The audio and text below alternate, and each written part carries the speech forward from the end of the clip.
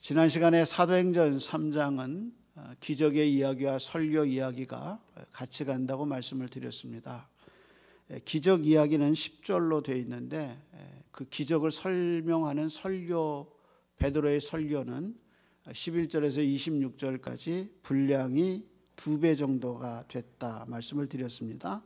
이건 기적 이야기보다 그 기적을 설명하는 설교 이야기가 더 중요하다라는 관점이 있다는 것을 기억하셔야 합니다. 그래서 중요한 것은 기적보다 중요한 것은 메시지다라고 말씀을 드렸습니다. 자, 그럼 베드로의 설교에는 뭐가 들어가 있을까요? 베드로는 뭘 설교했을까요? 그는 먼저 설교의 내용, 메시지를 말하기 전에 설교자가 빠지기 쉬운 위험에 대해서 말하고 있습니다. 11절에 보면 이렇게 얘기하죠. 나은 사람이 베드로와 요한을 붙잡고 모든 백성이 크게 놀라며 솔로몬 행각에 모였다고 기록했습니다. 여기서 솔로몬 행각은 이스라엘 백성들이 이방인 뜰에서 유대인의 뜰로 가는 그 근처에 있는 행각으로 알려져 있습니다. 그래서 사람들이 평소에 모여서 거기서 토론하고 거기서 설교를 듣는 자리라고 얘기하고 있습니다. 그런데 그 자리에 사람들이 엄청 몰렸습니다. 몰린 이유는 평생 한 번도 걸어보지 못했던 이 사람이 일어나 뛰기도 하고 걷기도 되는 기적을 사람들이 본 겁니다. 사람들이 몰려들기 시작했습니다. 그리고 이 나은 사람이 베드로와 요한을 붙잡았다고 얘기합니다. 그래서 여기서 붙잡다는 말이 아주 재미있는 용어입니다. 이 붙잡다는 말이 신약 성경에 한 50번 정도 쓰였는데요. 이 붙잡았다는 말이 예수님의 비유 속에 한번 나와요. 마태복음 12장 11절 말씀인데 여기에 예수님이 안식일 이야기를 하면서 예화를 하나 드셨어요. 그 예화가 이겁니다. 너희 중에 어떤 사람이 양 한 마리가 있어 안식일에 구덩이에 빠졌으면 끌어내지 않겠느냐 이렇게 얘기하셨어요. 가난한 목자에게 양이 한 마리밖에 없어요. 그러니까 이 양이 아니라 이게 딸 같은 거예요. 그래서 집에서 같이 먹고 잠자리도 같이 자고 우리로 말하면 애견동물 같이 이 양을 너무 사랑했어요. 근데 어느 날 양이 없어졌어요. 찾아다녔어요. 보니까 웅덩이에 빠진 거예요. 그래서 이 웅덩이에 빠져 있는 양을 안식일에 이제 끄집어내는데 뭐라고 얘기했느냐? 너희가 붙잡아 끄집어내지 않겠느냐 이렇게 얘기했어요. 여기서 끌어낸다는 단어가 붙잡는다는 단어하고 같은 거예요. 여러분 생각해 보세요. 양 한 마리밖에 없는 목자가 구덩이에 떨어진 양을 잡기 위해서 손을 뻗어서 양의 다리를 잡았으니 그 놓치겠어요? 어떻게 해서든지 끄집어내려고 붙잡고 끙끙대고 끄집어내죠. 절대로 놓지 않아. 왜? 사랑하는 이 양을 잃어버릴 수 없으니까. 그래서 그 양을 붙잡고 끄집어낼 때 그 끌어낸다는 단어가 지금 이 나은 사람이 베드로와 요한을 꽉 붙잡았다는 말하고 같은 단어죠. 이 사람은 자기를 고쳐준 이 두 사도를 놓을 수가 없습니다. 그리고 솔로몬 행각에 모인 사람들이 이 기적을 보면서 이 기적을 행한 두 사람을 쳐다보기 시작하죠. 이 두 사람은 갑자기 스타가 된 겁니다. 모든 사람들이 우러러보죠. 당신은 어떻게 그런 기적을 행했습니까? 당신은 어떻게 이런 놀라운 역사를 이루었습니까? 하고 모든 사람이 우러러보고 그들의 업적을 칭찬하는 사람이 됐죠. 이게 영적 함정입니다. 설교의 요소에서 하나님은 설교자 없이 설교하지 않아요. 하나님이 직접 말씀하시면 되잖아요. 하늘에서. 그럼 사람들이 더 믿을 것 같잖아요. 하늘의 소리를 듣고. 근데 하나님은 그렇게 하시지 않아요. 하나님은 설교자를 선택하셔요. 설교자는 자기가 하고 싶다고 설교하는 게 아니라 하나님의 부름과 선택이 있어야 설교자가 되는 거예요. 그럼 설교자를 선택하셔서 어떡하냐? 설교자를 보내셔요. 그래서 고넬료 집안에 하나님이 직접 말씀하시지 않고 시몬의 집에 고넬료에게 말씀하시기를 시몬의 집에 베드로라는 사람을 청하라. 그가 너희에게 할 말이 있을 거다라고 설교자를 세우시고 설교자를 보내시죠. 그런데 이 설교자가 설교의 중심이 될 때 그 설교는 위험해요. 다시 한번 얘기 드릴게요. 설교자가 그 설교의 중심이 될 때 그 설교는 위험해요. 설교자가 높아지고 설교자가 부각이 되는 설교는 위험한 설교예요. 그때 베드로가 이런 현상을 보고 백성에게 한 말이 뭐냐? 우리의 개인의 경건과 능력으로 이 사람을 걷게 한 것처럼 그 다음 말이 왜 우리를 주목하느냐? 왜 우리를 주목하느냐? 하나님이 행하신 기적 뒤에 영적인 위기는 어디서 오느냐? 그 사람 자신에게서 와요. 기도를 많이 해서 기도의 응답을 받은 사람의 위기는 어디서 오냐? 기도의 응답을 받은 그 사람에게서 와요. 하나님의 은혜를 많이 경험한 사람의 위기는 어디서 오느냐? 자기에게서 와요. 그것이 설교자의 위기고 기도자의 위기죠. 사도행전의 저자인 누가는 누가복음 3장에 비슷한 이야기를 우리에게 해줘요. 누가는 누가복음 3장을 시작하면서 당시 사회적으로 유명한 사람들의 이야기는 다 썼어요. 예를 들어서요, 로마의 황제인 가이사의 이름, 당시 유다의 총독이었던 빌라도의 이름, 본디오 빌라도의 이름, 또 헤롯 대왕, 그리고 빌립 왕의 이름까지 그 당시 전 세계를 다스렸던 왕부터 유다 분봉왕까지 이름을 다 기록했습니다. 그리고 종교교에 쟁쟁한 인물인 안나스와 가야바 대제사장의 이름까지 기록했어요. 그래서 3장을 열어보면 쟁쟁한 사람들의 이름이 쫙 기록되어 있어요. 근데 그 사람들에게 하나님의 말씀이 임하지 않아요. 하나님의 말씀이 그렇게 쟁쟁한 사람들에게 임하지 않아요. 그럼 누구에게 임했느냐? 이렇게 기록되어 있습니다. 안나스와 가야바가 대제사장으로 있을 때 하나님의 말씀이 빈들에 있는 사가랴의 아들 요한에게 임한지라. 그러니까 하나님의 말씀이 누구에게 임하느냐? 아무 이름이 없는 무명의 선견자인, 선지자인, 예언자인 세례 요한에게 하나님의 말씀이 임했어요. 여러분, 말라기 선지자가 예언한 뒤로 신약 시대의 사이에 430년 동안 하나님의 공식적인 선지자가 한 명도 일어나지 않았어요. 그래서 이것을 중간기라 그래서 430년 동안 침묵기라고 학자들이 얘기해요. 근데 그 430년이 끝나고 430년 만에 하나님의 말씀, 하나님의 계시가 누구에게 임했느냐? 세례 요한에게 임했어요. 이렇게 하나님의 말씀이 임하는 역사적인 사건이 시작됐는데요, 여기서 위기가 찾아와요. 그 위기가 뭐냐? 하나님의 말씀을 받은 세례 요한에게 사람들이 찾아와서 말하기를 당신이 혹시 메시아가 아닙니까? 라고 말하기 시작한 겁니다. 이게 설교자의 위기입니다. 그때 그 말을 들은 세례 요한이 엄청나게 중요한 말을 하죠. 이렇게 얘기합니다. 그는 흥하여야겠고 나는 쇠하여야겠다. 그때 상황을 쓴 누가복음 3장에 그것을 썼는데 지금 사도행전 3장에 똑같은 일이 일어났다. 하나님의 쓰임을 받은 사람이 똑같은 위기를 당하는 거죠. 고침을 받은 사람도 백성들도 다 누구를 쳐다보느냐? 이 두 사도를 쳐다봐요. 그러면서 얘기하죠. 당신은 참 위대합니다. 당신은 어떻게 이런 일을 합니까? 당신은 정말 하나님의 종입니다 하고 이 두 사람을 높이기 시작하죠. 그때 베드로가 외친 겁니다.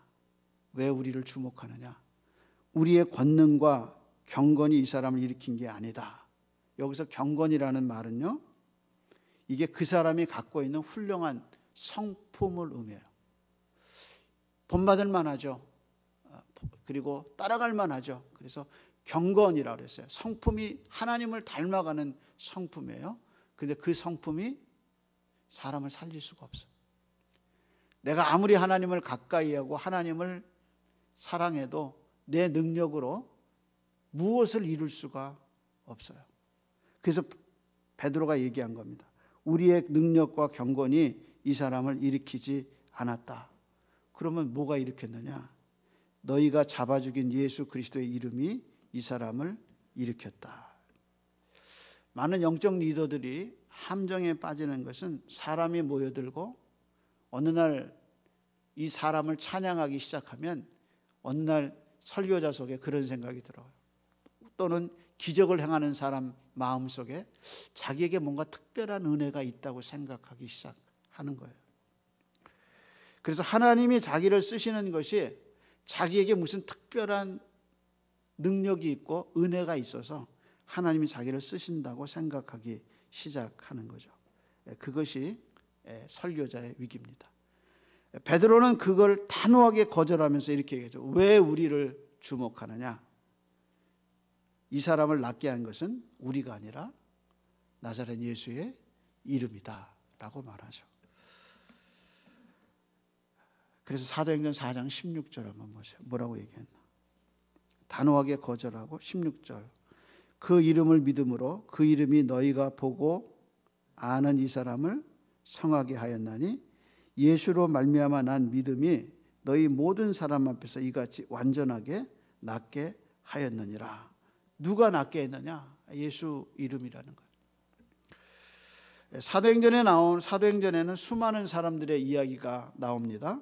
마치 중국 소설 삼국지의 특징처럼 사람의 수가 삼국지에 많이 나오듯 성경 66권 중에 사람의 이름이 많이 나오는 책 중에 하나가 사도행전입니다. 그런데 사도행전의 이름에 나오는 이 이름들은 무명으로 처리할 때가 많고요. 이름이 나올 때가 많아요. 예를 들어서요. 사도행전 1장을 열면 사도행전 1장에 12사도의 이름부터 제일 먼저 나와요.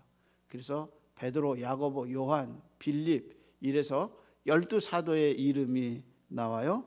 그 다음에 예수의 어머니 마리아의 이름이 거기에 기록되어 있습니다. 그러면서 이 이름이 나오면서 사도행전 27장에 가면 바울을 로마로 데려간 백부장 율리오의 이름까지 나와요. 그리고 이제 그 다음에 이름은 나오지 않아요. 그런가 하면 이렇게 이름이 기록되어 있는가 하면 몇 명이나 기록되어 있느냐?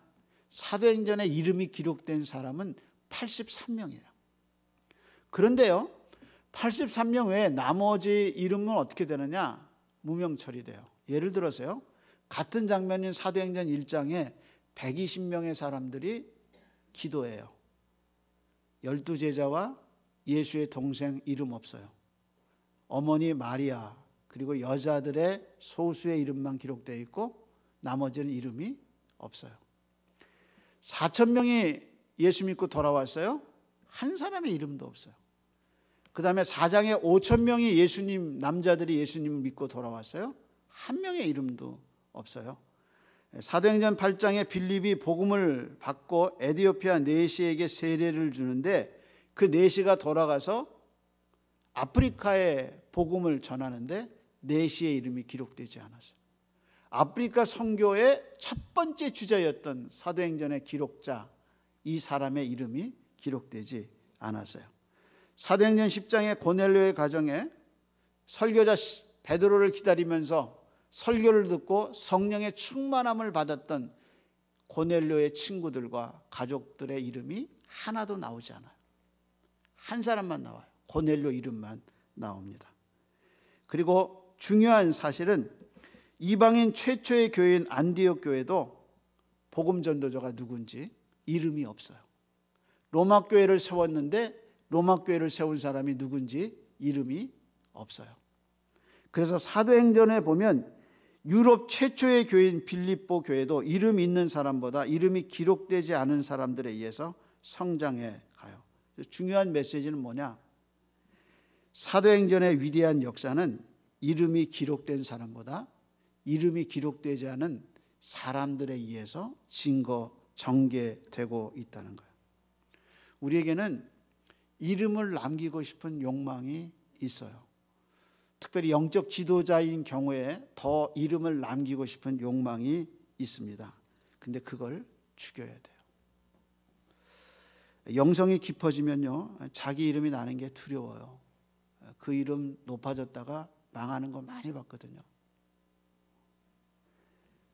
이름을 내다가 이름이 무너졌을 때 그리스도의 영광이 가려지는 걸 많이 봤거든요. 그래서 자기 이름 나는 게 두려워요. 그래서 예수님의 그늘 속에 숨고 싶어요. 이게 바로 바른 영성입니다.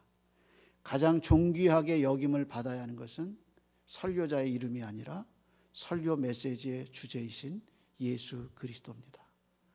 그것이 설교자의 위기예요.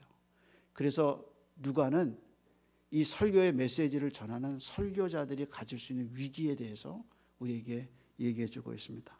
따라서 사람을 높이지 마세요.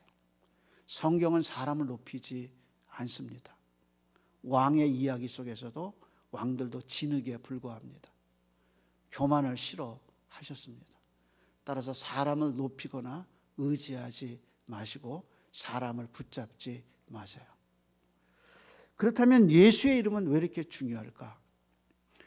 그건 이 사람을 완전하게 한 게 누구냐? 예수의 이름 때문이에요.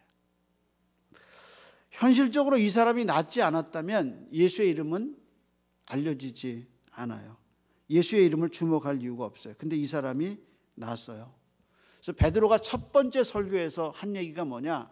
오순절 성령이 오시고 그 성령을 해석하는 첫 번째 설교에서 분명하게 한 말이 뭐냐? 2장 21절에 누구든지 예수의 이름을 부르는 자는 구원을 얻으리라 하고 처음으로 이름이라는 말이 사도행전 2장에 나와요. 예수의 이름을 부르는 자는, 누구든지 주의 이름을 부르는 자는 구원을 얻으리라. 근데 3장에서 그 역사가 이루어지죠. 그래서 뭐라고 얘기했냐? 너희가 보고 아는 이 사람이 너무 유명한 거야, 이 장애인이. 왜냐하면 40평생 어려서부터 미문에서 국어를 했던 사람이라 성전을 드나드는 사람은 다 알아요. 근데 이렇게 너희가 보고 아는 이 사람이 이렇게 건강하게 이렇게 뛰기도 하고 걷기도 하고 하나님을 찬양하게 된 이유가 뭐냐? 그것이 바로 나사렛 예수의 이름이라는 거죠. 그래서 이 기적의 이유가 뭐냐? 그것은 바로 나사렛 예수의 이름이다. 그래서 이제 당연히 그 다음에 뭐냐? 이 예수님이 누구냐?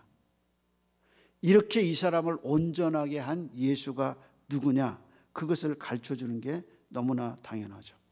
그래서 성경의 메시지는 인간의 모든 문제, 인간의 모든 아픔과 인간의 모든 것을 누구의 이름으로 해결할 수 있느냐? 그것은 바로 예수 그리스도의 이름으로 해결할 수 있다. 그래서 성경의 모든 메시지는 예수님밖에 없게 되는 이유죠. 그래서 성경은 인간의 모든 회복이 어디서 이루어지느냐? 예수 안에서 이루어진다라고 얘기하죠. 그래서 예레미야 선지자가 인간의 악을 표현할 때 이렇게 표현했어요. 2장 19절 말씀인데 아주 읽어보면 가슴이 맺혀져요. 뭐라고 말씀하셨냐? 이렇게 얘기해서 네 악이 너를 징계하였고 네 반역이 너를 책망할 것이라. 우리의 반역이 있어요. 하나님을 향한 반역이, 우리의 악이 우리를 책망하고 우리를 벌해요. 그리고 그 다음에 뭐라고 그랬냐? 그런즉 내 하나님 여호와를 버림과 내 속에 나를 경외함이 없는 것이 악이요 고통인 줄 알라. 그러니까 우리의 고통과 죄는 뭐냐? 하나님을 버렸어요. 우리가 어떤 일을 결정할 때 하나님을 버렸어요. 자기 마음대로 결정한 거예요. 그 다음에 뭐랬냐?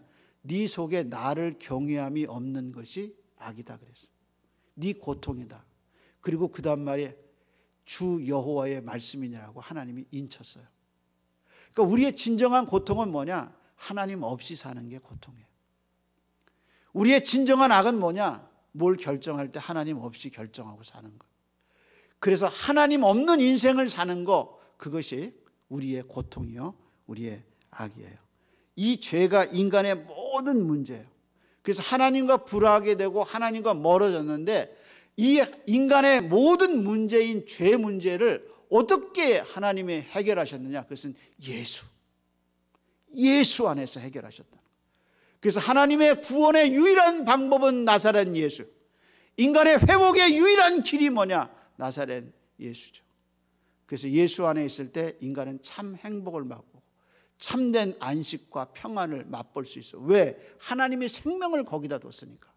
그래서 아들 안에는 생명이 있고 아들이 없는 자에게는 생명이 없느니라.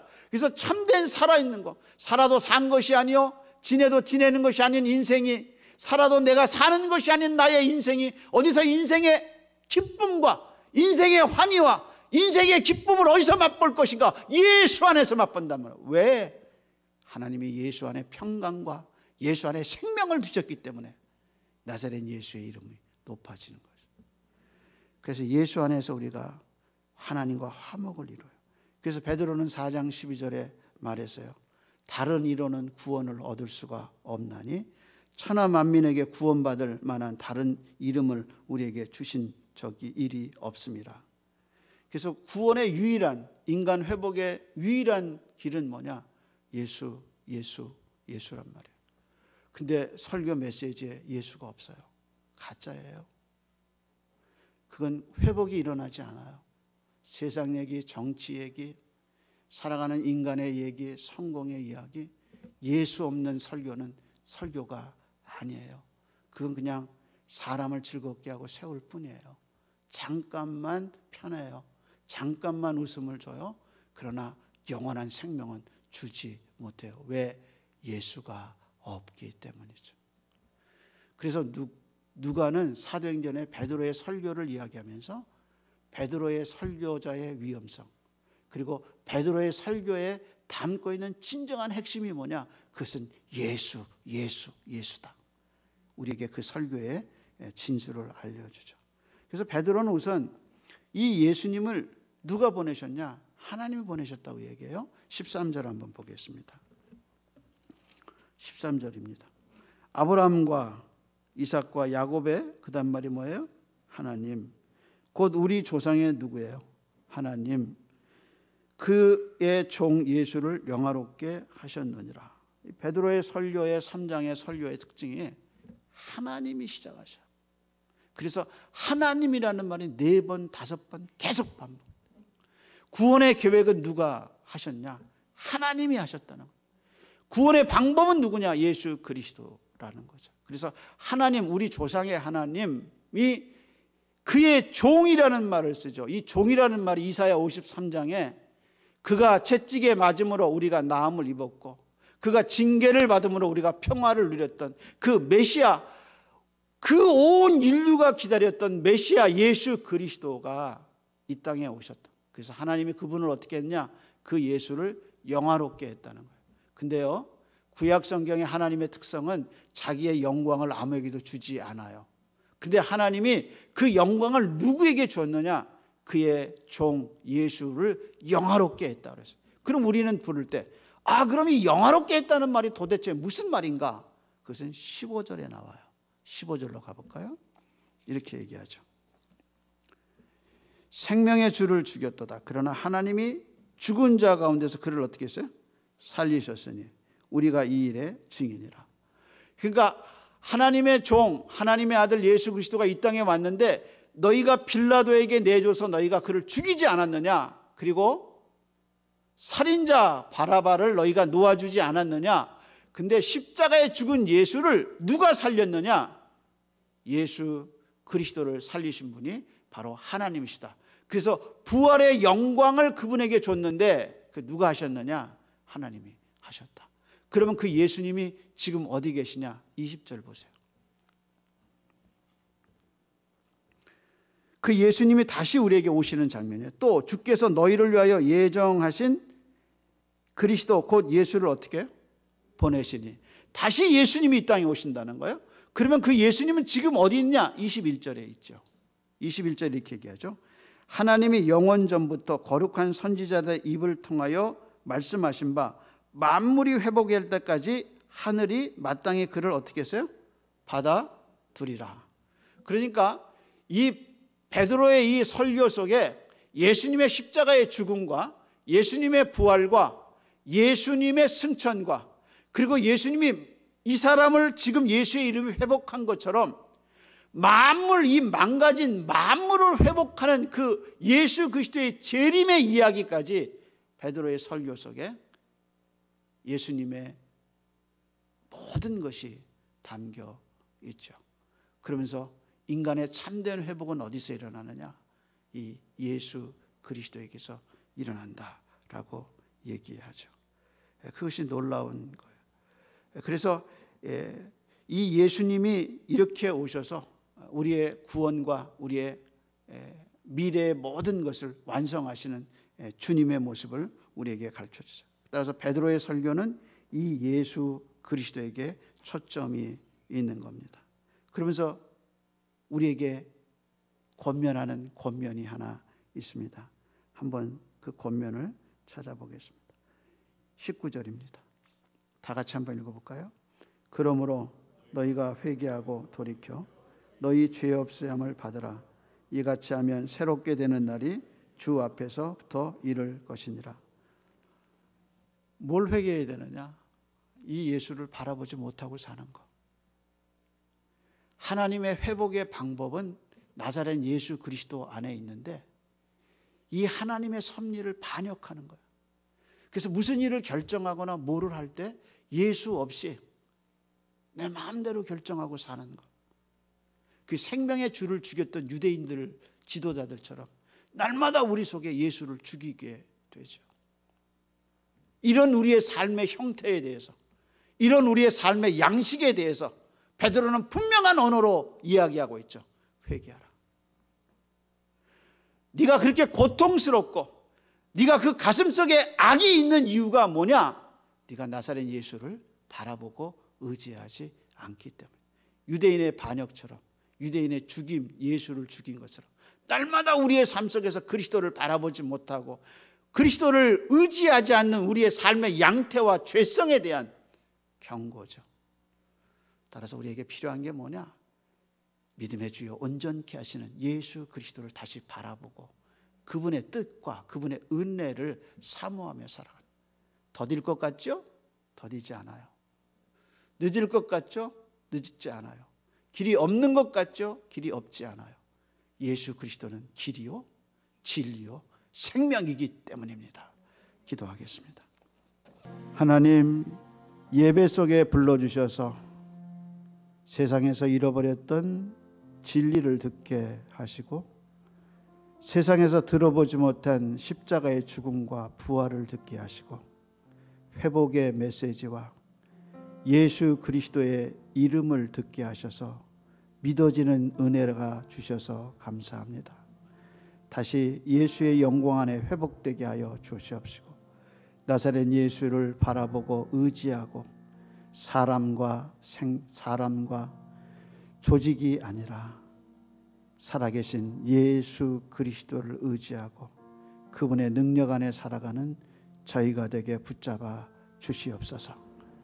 이제는 우리 주님 예수 그리스도의 은혜와 당신의 아들 이 땅에 보내셔서 우리를 구원해 주신 하나님의 그 크신 사랑하심과 흔들리는 세상, 넘어지는 길가에서 예수 그리스도를 바라볼 수 있도록 일으켜 세워주시고 굳건한 반석이신 그리스도를 믿을 수 있도록 용기 주시고 힘 주시고 능력으로 채워주시는 성령 하나님의 은혜가 예배하는 영혼들과 가정 위에 이제로부터 영원토록 함께 있을지어다.